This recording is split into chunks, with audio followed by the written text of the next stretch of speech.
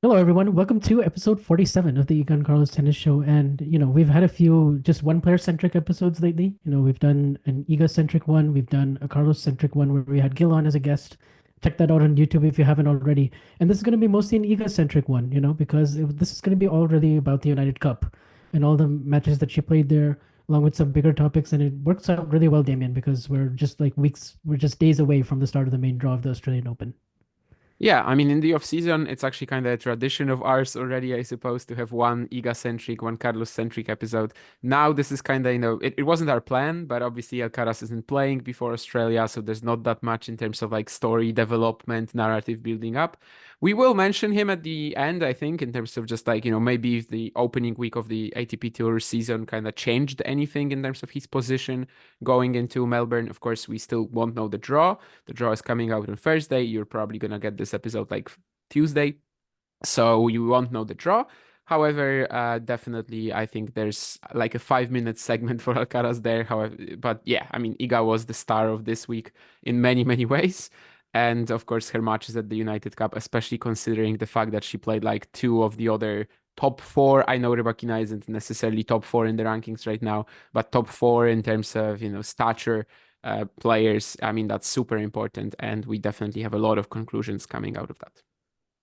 Yeah, I think the United Cup was so enjoyable for that reason that we got so many like clashes, especially between the top women and some good ATP matches as well. But I think amongst the three editions that we've had, this one really stood out as being like the best one, most memorable. Like already so far, some really good matches, and they're basically two of the ones that people are going to remember. The Bolter match, the Goff match as well for its really high quality, and the Rybakina match. They all had Iga in it, so it kind of had similar slash some different themes to it all. So excited to kind of get into it. But do you share the kind of the same sentiment about the United Cup as a whole? Because I really enjoyed it this year.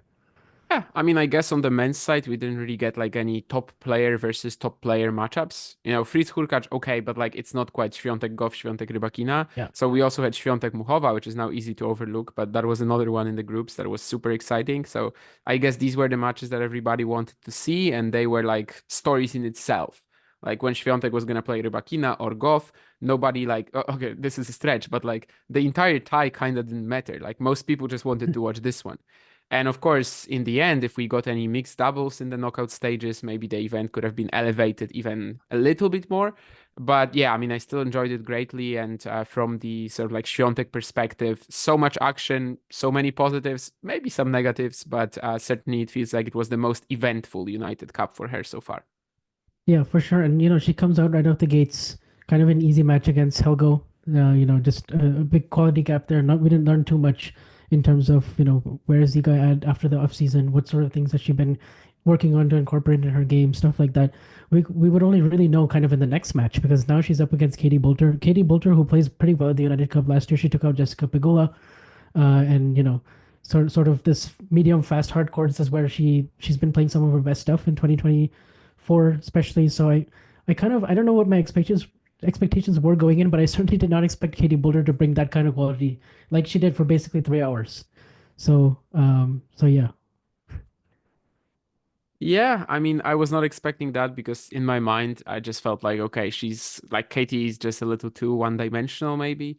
And if Iga gets off to a good start, which she actually did, but then later on, of course, the first set went in a different way. I just wasn't expecting that sort of redlining, I suppose, from Katie, especially on the backhand side. The way that she took the opening set tiebreak. Like you just can't do that all that much when someone is playing like this. She didn't really keep it up, but the match remained entertaining until the very end. It's not like the Muchova one in the groups was like, very easy for Świątek. Of course, it was a straight set win, but it was like 1 hour 55 also or whatever. Yeah, So almost that two kind hours. of, yeah, that kind of already shows you how competitive it was. But I certainly thought Bolter might be just a little bit more of a, chill performance after that one. And it certainly wasn't. Of course, in the third set, we also had the thigh issue flaring up, which I think at some points was really just making Iga, go for her shots even more, especially on serve. And I think even right now, just like a few days after the fact, people already forget how close it was to Katie serving for the match. Iga hits that backhand right on the line, really on the money, but if we're talking about margins like this, it can always go both ways. So this is not like, the first set was amazing for Katie. She plays probably one of the best tie breaks of her life. And then the match is done because for a while it seemed like it might be. However, yeah, the third set still ended up being so tight. And that one shot, that breakpoint winner definitely will kind of stick with us. Yeah, certainly. And I thought Iga made some key adjustments in the second set as Katie, stopped kind of playing like that insane level. She was putting some more margin on her shots, giving herself a bit more time, just kind of looping the ball a bit more, and then kind of waiting for the right moment to pounce and wait for like that shorter ball. It was like some higher loopier stuff, and then finally, wait for the right moment to attack, and it was much more patient. But then, Katie did so well to like regroup, and all of a sudden she gets that break, but then you could see that Świątek's thigh, I think it was kind of bothering her at some points. So she kind of had to work that out. She took that medical timeout, which was kind of controversial in the beginning, at least. But I didn't really see it because I could see that she was kind of struggling at that point. So I felt like it felt like it was evident in her movement, and it wasn't just kind of. A lot of people thought it was gamesmanship, but I wasn't in that camp. I certainly thought it was something she kind of needed to do at that point, and then and then and then it's kind of stayed even throughout. And then that 4-all game was really, that was Świątek came up really clutch for that backhand down the line because I think that was like maybe 2 millimeters, 2 centimeters in. And if she doesn't, I mean, Katie's serving for the match right there. So that was uh that was pretty crazy how competitive that third set ended up being, especially when you thought things would just kind of smoothly go her way in the third. Yeah, I think the gamesmanship arguments, they kind of kept coming back, of course, especially when Yeah. she was almost about to she was about to serve to stay in the match against Coco and goes for that long break. But I mean, I don't really know how you can say that given that, if you watch the entire event from Iga, you could see that like the last three matches, as the week drew to a close, she was getting physically like banged up. I'm not sure if this is like a proper injury per se, but I mean, clearly she was struggling, especially that third set against Bolter. You could see it limiting her movement in a way, and also just making her maybe commit to different sort of ways of playing the point. I think also at the start of the match against Rybakina, she was kind of just. I have this great analogy that I almost used in a tweet, but then I thought it's too much. But I am gonna say it on the show. Basically, during the match against Rybakina, the first few games. I texted a friend that Świątek is playing as if she needed to pee. And that's kind of how it was looking, just again rushing a little too much. And I think that was related to some of the thigh slash, physicality issues that she had. But watching the entire week from her, I can't really understand how you can see that toilet break against, not toilet break, but medical timeout against Coco and think, okay, so this is clearly she's trying to hamper Coco's rhythm because she's just won 3 games in a row. I think that it was very clear the last 3 matches that Iga was, fighting through some stuff, perhaps not injured, to a point where she can't play, but certainly was limited to an extent at least. Yeah, certainly. Um, but so she gets through that match, and I guess we didn't talk about the Mohova one. I kind of remembered that she played Mohova, but I thought it was before. I'm remembering now that that was actually the second match that she played, so I kind Yeah. of skipped over it. But I do remember the Mohova match because I watched the whole thing from first ball to last, and yeah, I mean in that one as well, that was not easy at all. Like it was a really competitive 6-3, 6-4, and she was down an early break in the beginning, and kind of. But this time I felt like it had a different complexion to their rivalry so far, because we've had 3 setters so far, but you kind of felt like Muhova was able to catch Świątek off guard in some moments, like by luring her forward, or the variety stuff would kind of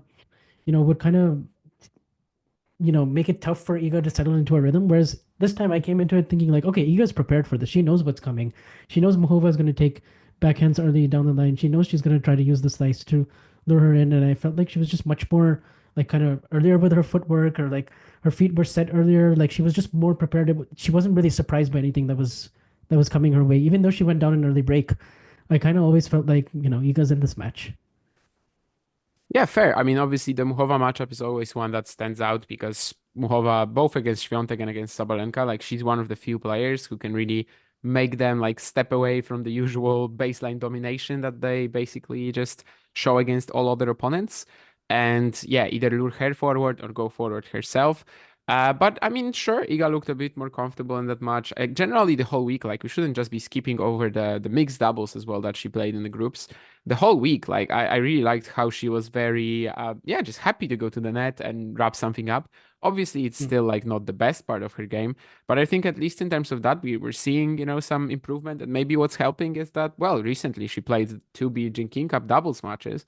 She now played two United Cup doubles matches. And maybe what we're gonna remember from that is mostly how she was, trading ground strokes with Casper Ruud for for like 20 shots, and then eventually found the right moment when Ulrike Kerry stepped over a little too quickly.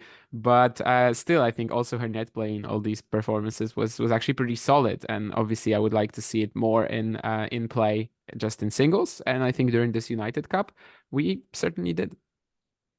Yeah, we did, and she had to go forward many times against Mohova because Mohova just does that to you, and you're gonna have to try to play high heavy to her backhand to try to get something short, and then if it's in the middle of the court, you kind of have to move forward, otherwise you're kind of stranded in no man's land, or you're not going to be in a good position to recover the next shot of the rally. So from that standpoint, I thought she was pretty safe with her approaches. She came into Mahova's backhand a lot of the times. She did sometimes put away some really good volleys. She seemed a lot more, yeah, like it just seemed a lot more natural for her, which is good.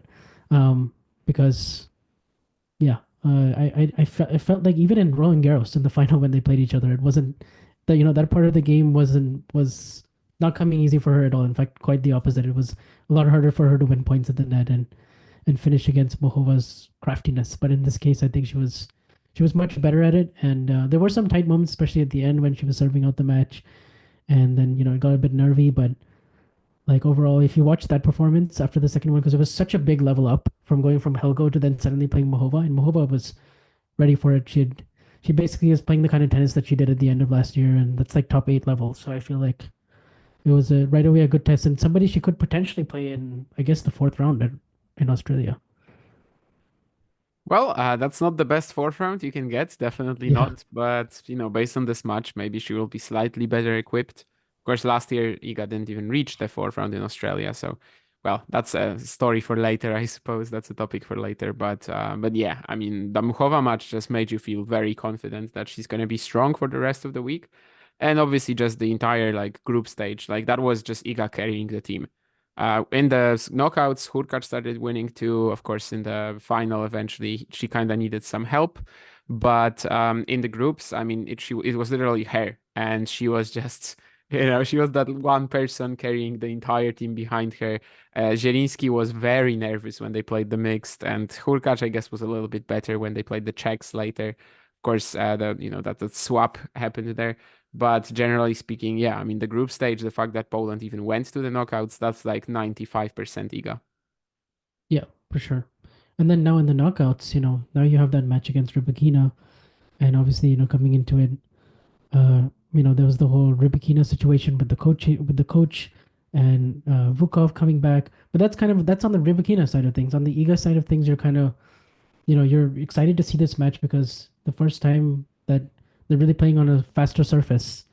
Um, I guess no, I guess I would say since Stuttgart because since their last meeting, but I guess on a hard court they haven't played they haven't played on a fast hard court since I guess Australia. So that's kind of the Australia only two match years you're looking earlier, at. yeah. Australia 2023 it would be now, so 2 years ago. But I mean coming in uh it was that game I think at 2-all 40-15 where Iga gets broken, and that's the game that I think when you're talking about when you were making that analogy about her, when feeling like she needs to go pee, like that's where really when you kind of saw it the most because you just felt like Rybakina was pressuring her forehand, especially cross court. She was just not afraid to trade with Iga and just kind of put her on the back foot. And the serve and the return was doing so much damage in the beginning because Rybakina was just holding very easily, and Świątek didn't quite find her range from the back of the court. So it was just a question of how is she going to extend these rallies, so where she can target Rybakina's weakness, which is the movement.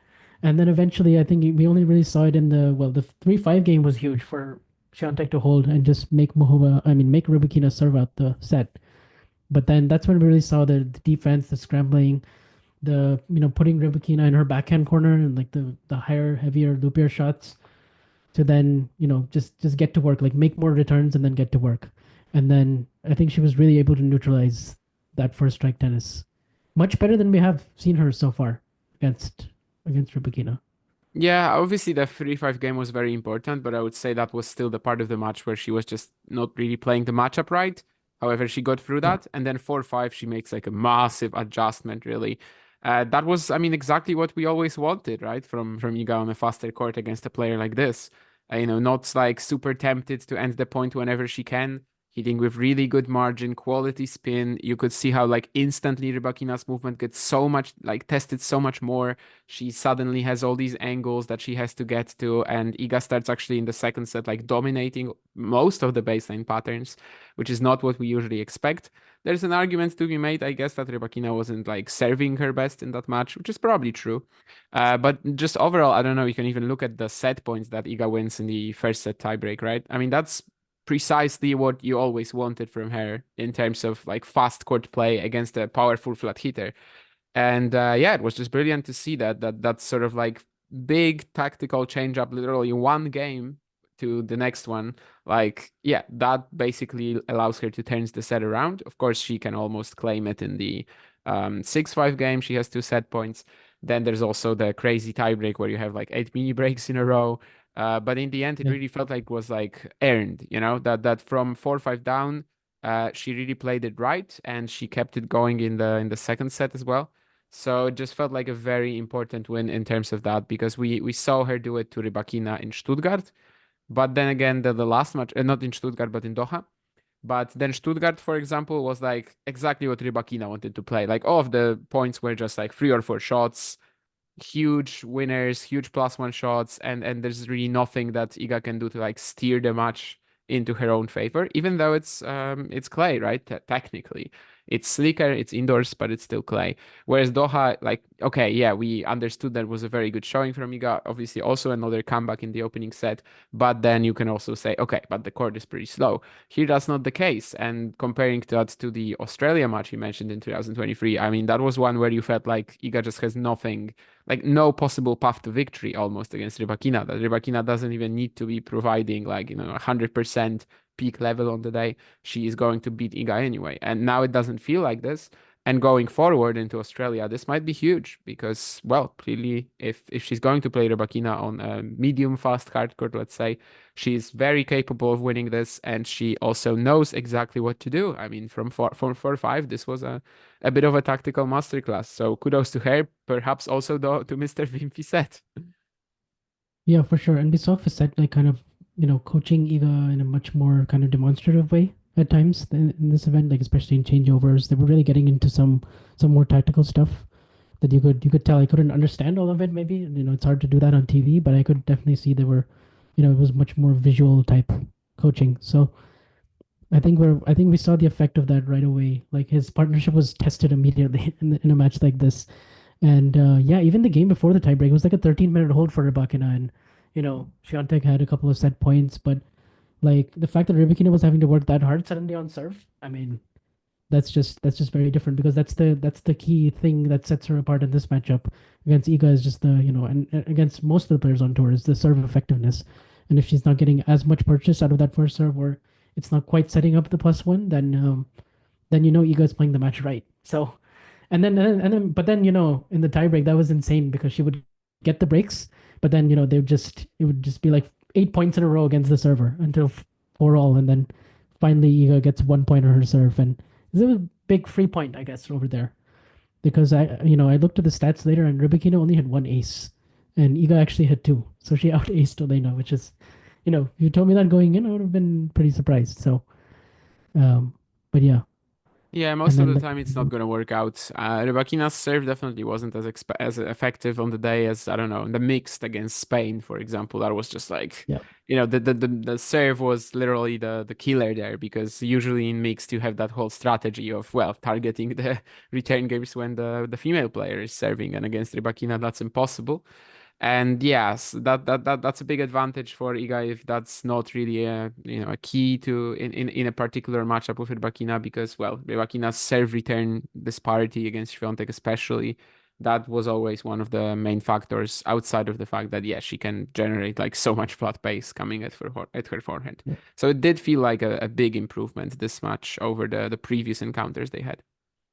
Yeah, for sure. And certainly, in some ways, it was similar to Doha, but I also felt like the second set wasn't easy because Mhm. I think she had a break point to go up 2-1 and she had a backhand perfectly lined up. And at that point I'm thinking, okay, match over, make this backhand down the line, go up or break 2-1.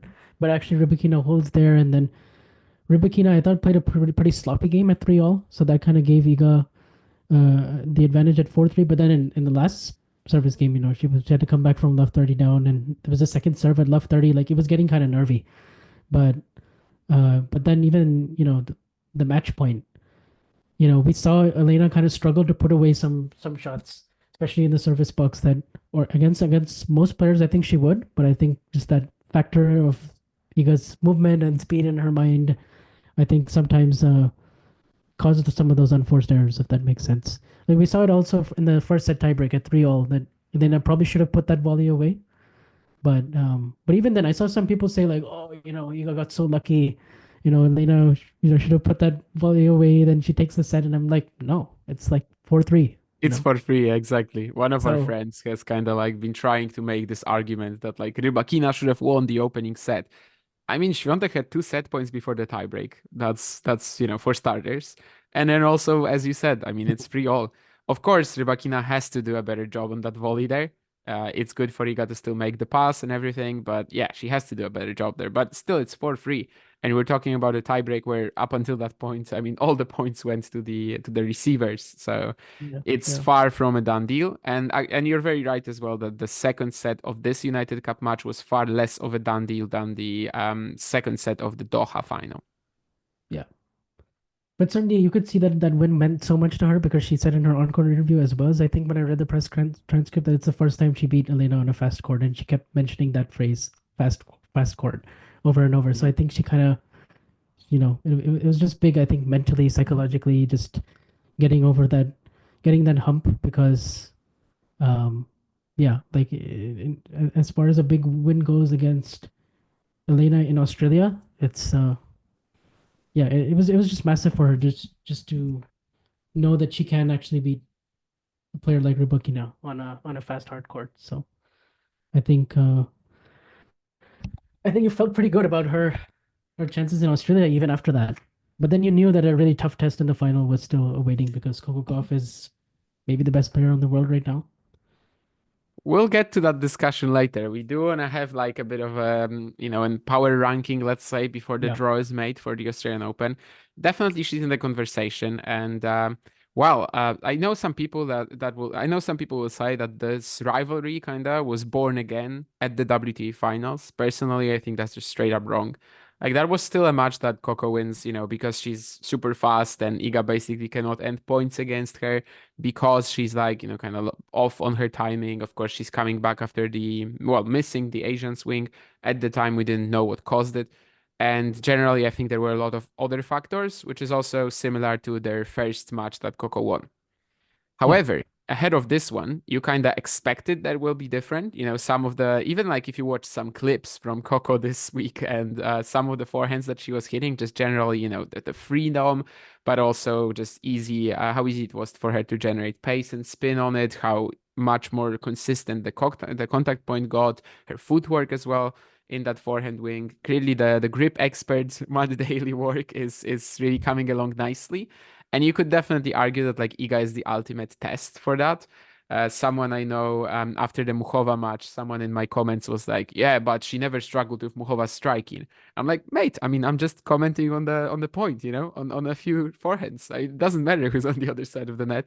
But yeah, I mean, you can argue that this was the ultimate test. And coming into this one, I was feeling that, yeah, I mean, it's gonna be a tight one, but not in the way that the WTA finals were. That like literally Coco will be able to go toe to toe with Iga a little bit more in terms of the just baseline hitting, even of the Mm. forehand side, and that's what we saw. Like there were literally forehand blows from Coco that Iga was barely getting to, and then just struggling to reach them. And this is new. Like this is just opening new avenues in this rivalry for Coco. I think this was a very heralded potential matchup, from since they were like kids almost. And we never really got it. Like we never really found the excitement in it.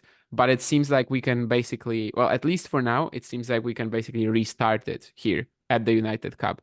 Because it seems like for now, from now on, Coco Gauff will be a major problem for pretty much anybody. Of course, I know it's like still early days, but you can definitely make the argument that since the Asian swing, she's been the best player in the world. I mean, she's won the United Cup, sort of. Of course, it's the United States, but still, she won every match. She won the WTA finals. She won the 1000 in the Asian swing. She's only lost 2 matches since. And she's also like showing that in the eye test, proving that on the tennis court. So you kind of knew that this will be a very different Świątek Gauff match. Yeah, you certainly had that feeling going in that it was either I think I said it to somebody, it's either 50-50 or actually I think I gave a slight edge to Coco just because of what I was I mean it wasn't even just the Mohova match because we know in general, that matchup is just better for Coco because, Mohova just struggles a lot to finish points at the net and just the anticipation, the way Goff's defense just kind of neutralizes everything Mohova does. In a similar way to I think to how Iga was able to do, but I think just even more naturally for Coco.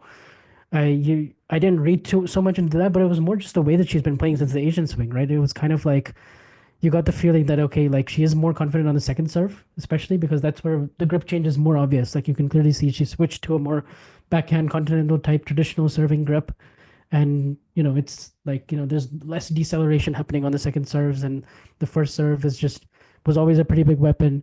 And then on the forehand, I always felt like she's very limited offensively compared to Iga because they both have a semi-Western grip, but Iga's just able to generate so much more offense when she does have time. And even Coco, like when she does have time, it's not like you don't fear it, because if like the contact point was a little bit unsteady. You knew she was always kind of falling to her side.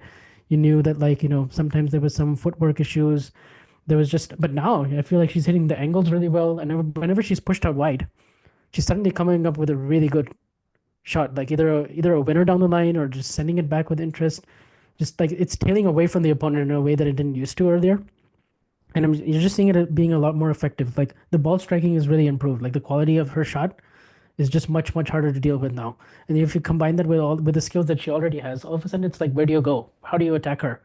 Because like these two players are the best movers on tour, and it kind of felt like they were just trading ground strokes at such a high intensity like they'd never had before in this rivalry because you could just rely on Coco's forehand just missing, and Iga could just kind of dominate from the middle of the court that way. But I didn't feel like that this time. It was just so much harder for Iga to finish points. Yeah, I mean, this used to be a major advantage for Iga in this matchup. Their forehands carry a lot of similar issues because of the similarities in the grip, which is quite unusual for modern tennis, and definitely kind of like play heavy in the sense that you need a lot of time to execute it. And Yeah, basically, it was kind of like similar issues, but because of the difference in offensive power of these shots, only one was really able to expose it against the other. Like there was no way for Coco to really hunt for an advantage like this. And this time, yeah, I mean, it was just a completely different performance against Iga in terms of like even whole patterns of play.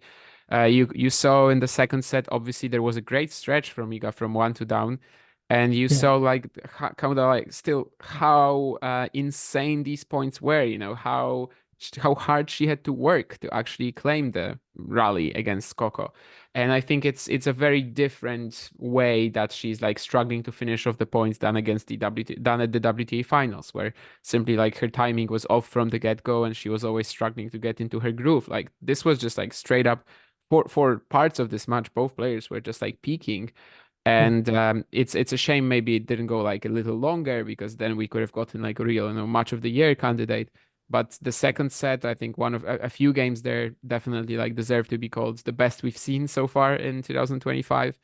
And Yeah. yeah, I was just kind of like amazed at how different that match is in terms of the patterns compared to the usual Świątek Gauff stuff. That's why I think that this rivalry has pretty much restarted on this day. Maybe, maybe I'm a little too early with this. Maybe this won't last, but I just don't really know how it wouldn't. Like it seems like, a technical change, or at least the very beginning of that technical change from Gauff, like that has to last. And if she can hit through the forehand, in the same way that Iga can, more or less, then suddenly it just becomes a 50-50 all round. They have other similar strengths too in terms of movement, athleticism. And you saw that on full display from both players in at least parts of that United Cup clash. Yeah. And the other thing is like with Iga's forehand, she can hurt you in both directions, and it's sometimes hard to read. I got the same feeling with Coco's forehand in this match. It was just Mhm. harder to read. Like when she was on the run, is she going to go cross? Is she going to go down the line? Is she going to go for a winner? And I feel like she did almost every time. It was kind of hard to read it. And whereas before it was a lot more predictable that you could just kind of break it down, and it was a lot more. I feel like the compactness of the swing is also making a difference. Like it's not it just looks a lot more compact. I don't know if they've actually adjusted the grip, or maybe psychologically she's just taking it earlier, and I don't really know. Like the serve grip change is much more obvious to me than the forehand one actually. But there's just other things in her forehand that just look a lot more balanced. Like she just doesn't look like she's having to think about hitting her forehand, which Yeah, obviously it's like micro stuff for sure, but yeah, with a Western grip, like you have to take the ball pretty late, and now she's not doing yeah that. Now she's actually taking it a lot earlier, so that's something that she's definitely improved, and this is allowing other parts of her game to shine a lot more too, because maybe as you said, like she doesn't need to think about the forehand all that much, at least for the time being, and also like the first serve, for example, which never really felt like a massive advantage against Iga, just because the matchup edge was so huge.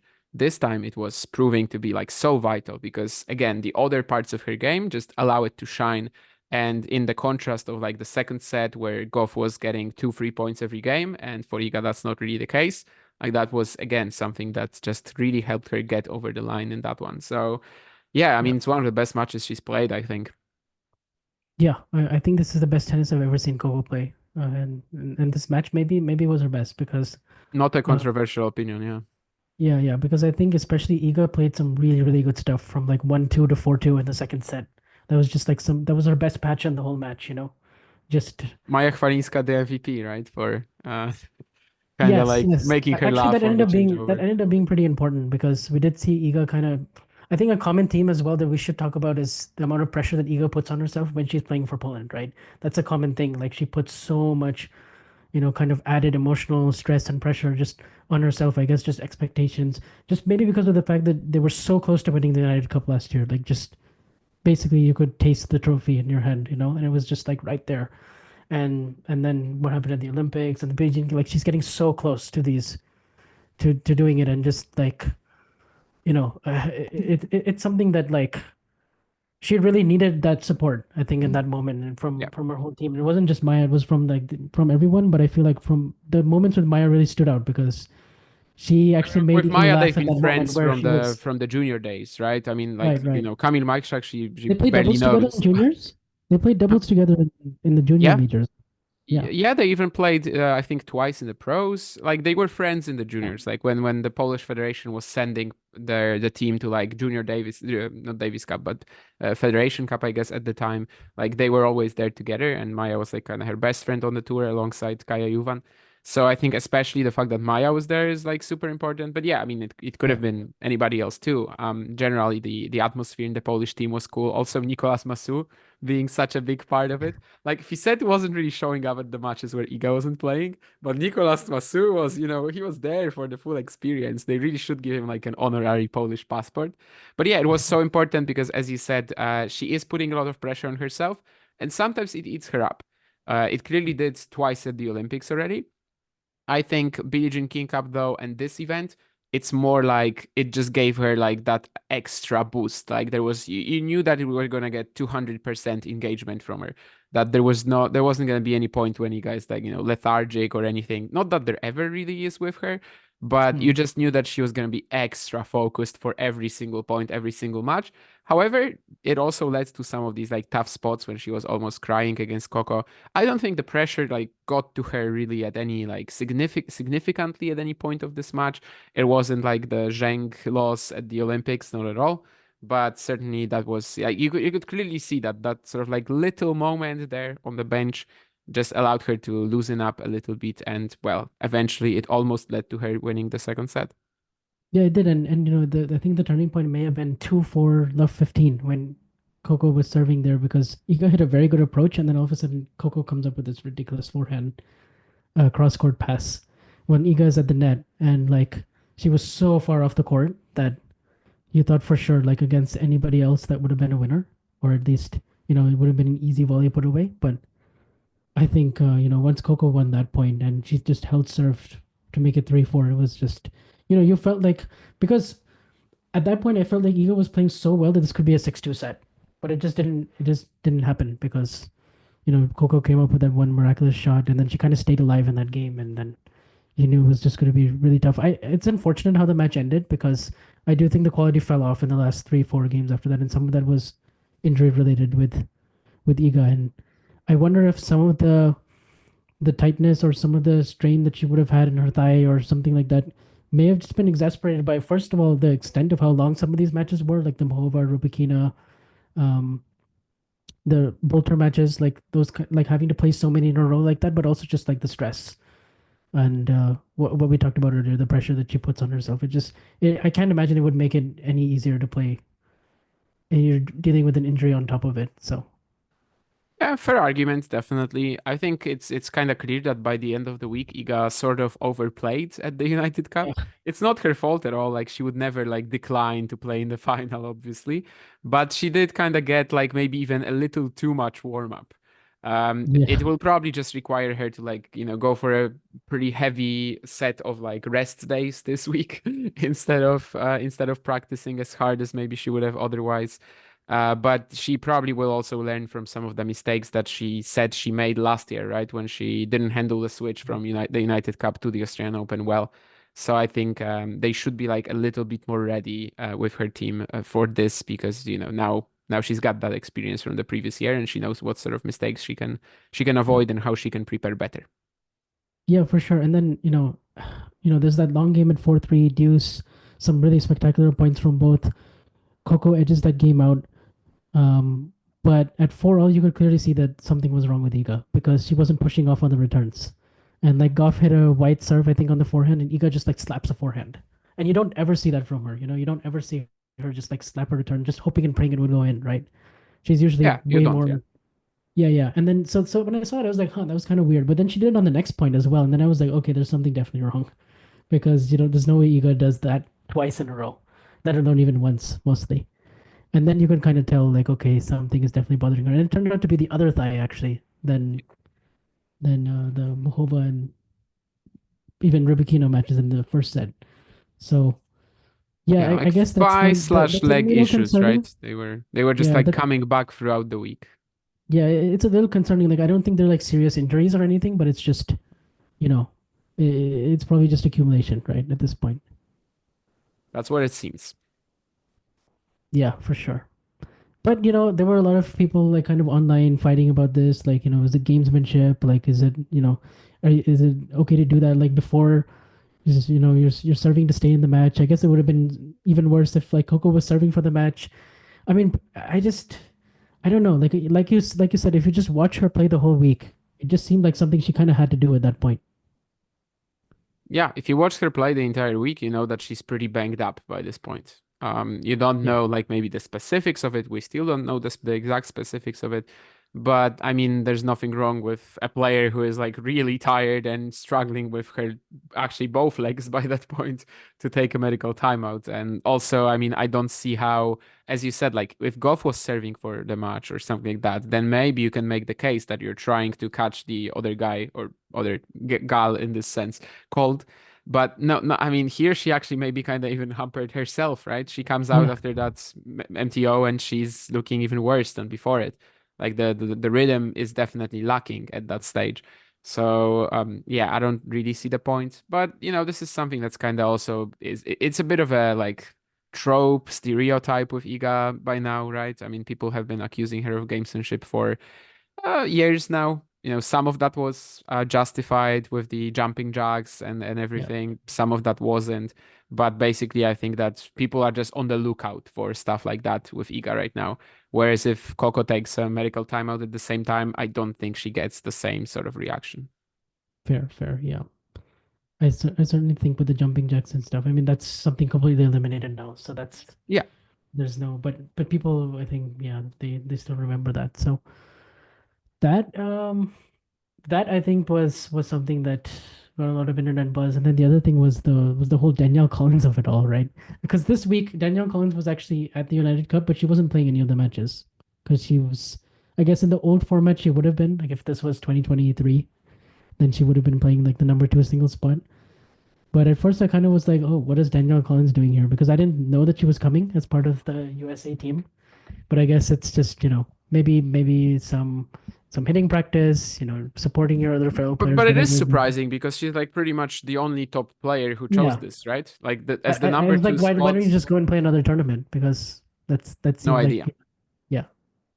So no clue why, but she was certainly very animated throughout the whole match. I think at times, overdoing it with the celebrations. Certainly, I think there was a moment or two where Ego was looking up at their box and was like, what is going on? But anyway, and this is Ego's like really laser focused. But the thing that got the most attention was before the match actually started. They were doing those like pre-game handshakes, and then Danielle Collins just like shakes Iga's hand, and she muttered something under her breath and kind of gave Iga this like look, and it was like just very cold. So I don't know if you saw that on Twitter. Yeah, she kind of like instantly looks away, and it wouldn't even be that big a story. Like we probably wouldn't be mentioning this on the show if not for the fact that Daniel Collins since then did like a couple of other things. So first of Yes. all, she posted a screenshot of her when she's like at that handshake. She says like, New Year, old me or something like that, and Yeah. basically is coming back to that whole Olympics drama between her and Iga. And also later, she put on her profile photo on like Instagram or something, she again puts Yes. that screenshot. And well, I have actually, I don't have mixed feelings about this. I know that some people will say that this is like super bold and iconic from Collins. I like some of her like interviews and stuff. I think she's a very interesting person. She's a character for sure. But in this case, I think it's really just like a one-sided, beef that she came up with herself when she was asked to explain it after the Olympics retirement. Like she literally couldn't. She just started mumbling, about something about being insincere and, the vibe that she got in the locker room from Iga or something like that. But like, yeah, when she retired at the Olympics, Iga says that, she's sorry for her injury. And then it's Collins who just basically begins the whole tirade about I don't think you're really sorry. I mean, you're basing this on what? I guess in most cases when you're moving on to the semifinals of the Olympics because someone got injured, like you're sorry, but you're not also not really all that sorry. You're sorry for the opponent, but obviously you're happy to pull through. And like what exactly is, how did Iga suggest that her reaction to this is insincere? And obviously that yeah, again, Collins was asked to explain this her like whole quote there is just completely not I'm still unable to comprehend it 6 months later. And the fact that she's like still coming back to this, it's just very childish and very Yeah. petty to me. And it seems like Iga has almost like nothing to do with it. Like because yeah, again, she didn't cause this and she doesn't feel like she belongs in this whole beef because it's literally just Collins beefing against someone who doesn't even like yeah, didn't or cause originate it. I feel exactly the same because my first reaction was like, wow, this is very childish. Like it's just extremely like just I don't know, very petty. Because I like you, like it seems like a very natural thing to just walk up to somebody after your child, like, sorry, what's wrong? What's happened? Why is this over? Especially when And it's not a big injury, sort of in the sense that, it's something apparent that you see, that the guy can't serve. Like, yeah. yeah. I mean, there were other things before the match and during the match as well, like with the whole, serve at the server's pace, like, Yes. just, And the play at the hit at server's the pace. net. And then I think she absolutely went for Ego when she was at the net trying to volley. And that seemed very intentional. She was just going right at her. So I don't know what it is, but honestly, it's just, yeah, like Iga has nothing to do with this. That's the weird, like we're talking about Iga here on this show, but like she didn't do anything here. This is all just Collins. I don't know if it's like mind games, if it's just but like why Iga and why this? Like it doesn't make sense. But yeah, Some people that's have called it bullying even, which, yeah, I mean, I guess it sort of is. I wonder what Iga's yeah. reaction to this whole thing is. Like, when she sees especially the fact that Collins is putting that on her Instagram and everything. But yeah, I kind of like this tweet from, who was it? I think it was Diego Barbiani who like put basically well, he went on this like whole thread about the Collins decision to put this photo as her Instagram profile picture. And basically, one of the tweets was that, like, imagine the situation when you're like sitting down and you take the time to actually cut out this photo, put it on because of something that happened like 6 months ago, and basically no one cared about it for 6 months, and then you're suddenly reviving that whole thing simply because you don't like another tennis player on the tour.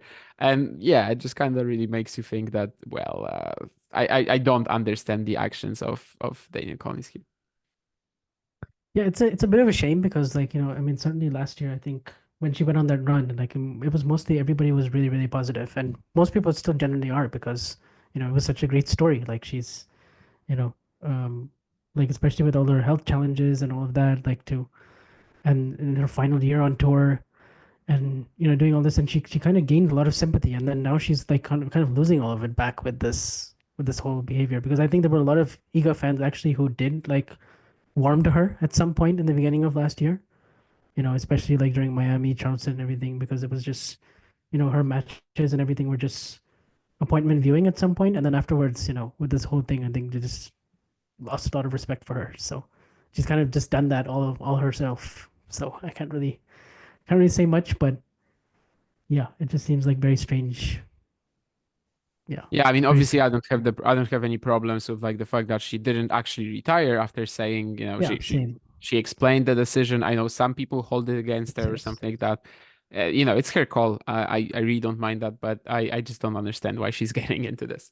But yeah, I mean, I guess that's more or less it about the United Cup. But maybe this is the moment when we can reference a question that was asked about a month ago by John, and I did say then that, we're probably going to talk about it in 2 episodes. And I wasn't lying, because the next episode was, of course, the one with Gil, and now we're talking about Świątek again.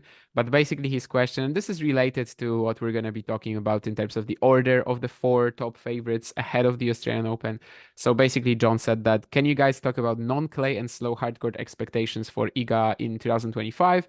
I'm becoming more and more convinced that on medium plus courts that her power ranking is in the 4-5 range and not the 1-2 range. So maybe let's actually directly head into this. Do you think Iga is in the 1-2 range ahead of the Australian Open, or is it more the 3-5 range, let's call it, in terms of the power ranking of contenders for the title? I think right now I would probably say that Sabalenka and Goff are the players to beat. I think for me, Sabalenka being two-time AO champion, plus all this other success in Australia, plus just how comfortable she looks on Rod Laver Arena, and just kind of just how the medium fast surface there just suits everything. She's doing really well. And then for Coco, this stride since the Asian swing, and it feels like she's a newer and improved version. It actually is kind of, maybe it's way too early for this, but it's reminding me a little bit of Sinner in the fall of last year, and like how suddenly we're seeing some crazy improvements. Maybe it's not like that. Maybe I'm exaggerating, but it feels like she's A lot building of that. people are making takes like this after the Um, United Cup, that this will be the year of I Coco, like I, I'm number I'm not one, two suggesting that she's slams. just gonna be. Could I'm be. not suggesting she's gonna win two slams and finish number one, but I just think like you watch her with the eye test and the level she's playing at right now. She's definitely like top two level right now. So I put Coco just ahead of Iga for this Australian Open, especially also with the win. But then I think after that I'm putting Iga somewhere in the 3 to 5 range, maybe number three actually. I think behind Coco. So I'd probably power rank her third right now ahead of the Australian Open. Yeah, I'm not sure how that will be like kind of like throughout the season. Probably last year when we were heading into the US or the Australian Open, I don't know, maybe it would be a little lower for me, but I would second you on that in the sense that, she's just beaten Rybakina. And that's kind of who Yeah. I'm directly looking at in terms of that 3-4 spot. Is she able to beat Coco Gauff or Arena Sabalenka in Australia? I think that kind of remains undecided. Like the match against Goff didn't really tell me that, okay, if they meet again in Melbourne, Coco is definitely winning it, and Yeah. she's a massive favorite.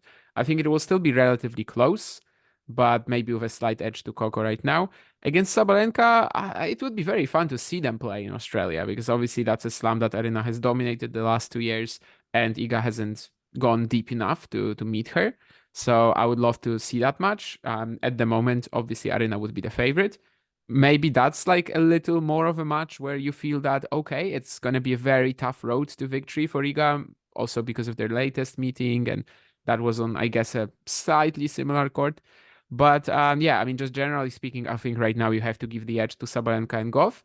But then if you look at like the next positions, yeah, I mean, Iga is definitely in that 3, 4, 5 range to me, number three. Is it going to be like this the entire season? Possibly. I think that's to John's question. She could be in the 1-2 range, but she definitely doesn't have the dominance to like stay there consistently and just for every single big tournament on a faster hardcourt, we're gonna be thinking of her as the main favorite. Like that's not really there, at least at the moment. Maybe it was never really there actually, but it's not like she is probably like permanently stuck in that 4-5 range that John mentioned, as at the moment it seems like she's the third favorite for the Australian Open for me. And the win over Rybakina does a lot in that sort of like department and in that discussion, right? I mean, it definitely carries a lot of weight. Another question one could ask was if Iga beats Coco in the United Cup final, is she the number two favorite then? And maybe yes. Maybe, I yeah. don't really want to base this on like one match. And as I said, Coco has probably been the strongest player in the world since the Asian swing, alongside Sabalenka. Sabalenka, of course, also just winning a tournament in Brisbane, the WTA 500. So it's not like she is in some poor form to start the season. Definitely not.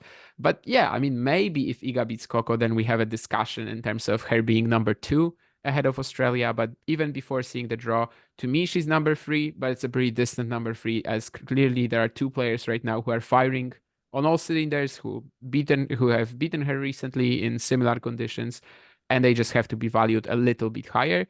Is she like Yeah. permanently in that 3-5 range? She possibly could improve, but we haven't seen that in a while, I guess. Yeah, and of course there are other hard courts where you'd probably even have her one to two, right? Like Oh Indian yeah, I mean Wells Indian or Wells, Doha, yeah, sure. Doha and places like that. So I guess, if you more or less dominate the clay season or you win like Rome and Roland Garros and you win one of the other first two ones and then you improve to like top three and on faster surfaces, all of a sudden, yeah, you're competing for year number one basically every year. So But also like uh, how it relates to expectations, because I guess that was also a big part of John's question. Like, can you guys talk about non-clay and slow hardcore expectations for Iga in 25? I think it's pretty clear that what you just described, like she won't be satisfied with this. Like yeah, the sheer reason why I think she's bringing on someone new as a coach, even though it was going pretty well with Viktorovsky, is that like she wants to break out of this. The US Open right now is such a big, that 2022 title is just so huge in her legacy, because it completely, like, at least for now, it kind of stops a lot of the discussion that potentially could happen about her being a one surface specialist, one slam wonder, or not one slam wonder in terms of one title, but one of the four slams. Whereas that discussion is halted, at least for now. But to me, simply wanting to change something and bringing on someone who can possibly introduce that sort of a new version of her game, and we're already seeing some of the effects. Like that's clearly her wanting to break away from that. So I think in terms of the expectations, like not my expectations, but just in general, I think she has to expect to at least go deep in one of the other three slams today. I mean this year. Not I'm not saying win it, but make some get to the finals, semis. Yeah, semifinals again, right? like like if she makes the semis at the Australian Open, that's already pretty good. That's Like I already just solid, yeah. sign for that. Yeah, She won't be satisfied, because I don't think you're ever, yeah, like, if you're Iga Świątek, you're never satisfied with a semifinal. And as I guess any tennis player, it you shouldn't shouldn't be. be Yeah, satisfied with a semi, because even if you didn't expect to be in a semi, by that point you're thinking, oh, I'm just 2 matches away from the title. But that's kind of what we want, right? Just her going into the deep stages of these events, because it's just been far too many third rounds, fourth rounds, some quarterfinals ahead, outside of Roland Garros, of course. yeah. So I think we more or less answered that. Yeah. But yeah, I mean, and then afterwards, I guess if you go to the top four, who would you have kind of in your tier two? Is it Zhang and Paulini and Muhova and Pagula? Those are kind of the four players I have in my second tier. Um, yeah, I mean, none of them look particularly like strong at the moment. I know some of them haven't even played, so it's also pretty funny to say that. But Yeah, I mean, Kinven just withdrew from the United Cup, and I just feel like because of how strong Sabalenka, Świątek, Goff, and Rybakina are in the matchups against her, I kind of could see maybe Kinven making a finalist run again, but then she probably loses to one of these four in the final. Paulini, again, like if she meets one of these four in a slam final, she probably loses, right? So I'm gonna like say this is not particularly bold, but I will be very surprised if someone outside of Sabalenka, Świątek, Gauff, and Rybakina wins the Australian Open this year. I just feel like all the other contenders, if they actually get matched up against one of them in the final, they are like very likely to lose. Maybe it would have to be someone from like the back rank, but who has a very peak game, like a very high peak game on that day, a la Ostapenko. I know she's not in great form right now, but I'm just saying, the type of player, or even like a Paula Badosa or something. Muchova works because she carries just, it's such a different package to all the other players. So she could actually upset one of them in the final. But I think like Paulini, Zheng, Pegula, Navarro, it would kind of be like their previous, appearances in matches like this. So Paulini against Świątek, Roland Garros, Zheng against Sabalenka, Australian Open, Pegula against Sabalenka, US Open. Like I just think all of that could pretty much happen again. Yeah, that's pretty likely actually. I mean, and we saw that last year, especially with Rybakina and Świątek going out in the first week. We kind of saw that like when one half of the draw was a little weaker than the other, and then Coco and Marina met in the semis, and then Chung in the final. But you kind of knew going in, yeah, yeah. Yeah, Sabalenka Mm, cleans up the final easily. Goff mm, probably does the same if she wins the semi. And this is a likely scenario as well here that like if we get an unexpected finalist, but on the other side of the net you have Sabalenka, Goff, even Świątek or Rybakina, we might get another lopsided final. But hopefully it's just gonna be, two very even names clashing in the final of the Australian Open this time. yeah. So I think we pretty much covered everything United Cup, Iga related. And we'll talk about it more as well because the draw will literally be out on Thursday. So we can especially talk about the first week, I think, in decent depth and kind of break down who we think some dark horses are, or some make some predictions or something fun like that. But yeah, how do we feel about the men's side right now, where we have Alcaraz, Sinner, and Medvedev playing no warm ups 2 years in a row ahead of the Australian Open? Yeah, and we are definitely on like a shortage of narratives because of that. Because I mean, on the women's side, you've got Sabalenka playing, right? Rybakina playing, Świątek playing, Gauff playing, and then here, the two main favorites aren't. So Djokovic was there, but we didn't really learn all that much from this performance. I mean, he just ran into like a spectacular version of Riley Opelka. Maybe it shows some possible decline in like return and hand-eye coordination. I have no idea. It's just far too early for me to say that, even though some people are already making that case. So I would say that we didn't really learn all that much about Novak going into the Australian Open from this week. And as you said, Medvedev is also out. Taylor Fritz was pretty good, but then again, he also kind of might run into similar issues that I was just talking about for Zheng, Paulini, and Pegula. That if he plays one of these huge names in the final, I don't really know how he wins. Mhm. So yeah, I mean the difference is that on the men's side, the main favorites just didn't show up this week, as as you mentioned, all these three, or with Djokovic, we just didn't learn anything. So I don't think that the status quo has been like shifted in any way. How do I feel about Alcaraz's chances? Well, they are definitely lower than Sinner's. Is he the number two? I don't know. Oh, I guess Zverev wasn't mentioned. He had that like withdrawal right ahead of the quarters at the United Cup. But before that, he was doing fine. So I would assume it's just like something. Yeah, I would assume it's nothing serious, but who knows?